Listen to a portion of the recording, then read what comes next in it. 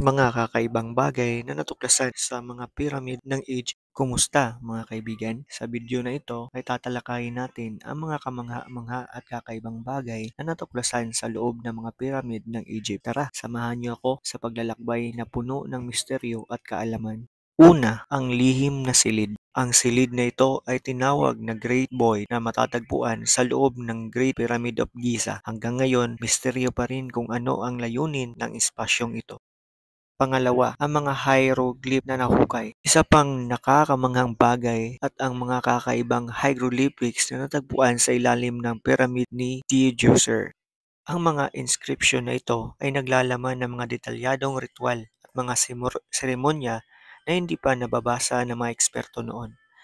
Ang mga bagong salitang natuklasan dito ay nagbibigay ng bagong kaalaman sa ating pangunawa sa kanilang kultura. Pangatlo, mga eskultura at artipakto. Hindi rin mawawala sa ating listahan ang mga eskultura at artipakto na natagpuan sa loob ng piramid. Kamakailan lang, isang kakaibang istruktura ng isang leon na may ulo na tao ang natuklasan sa isang hindi kilalang libingan. Ang disenyong ito ay iba sa karaniwang mga estatwa na ating alam. Ayon sa mga eksperto, maaari ito ay representasyon ng isang hindi kilalang Diyos o Diyosa.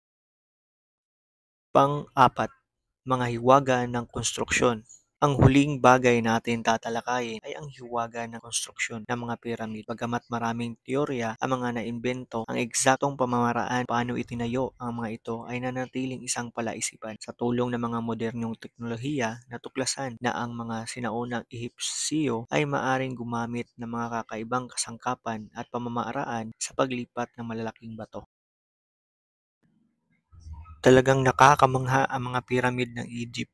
Ang mga bagong tuklas na ito ay nagbibigay sa atin ng mas malalim na pangunawa sa kasaysayan at kultura ng mga sinaunang Ehipsyo.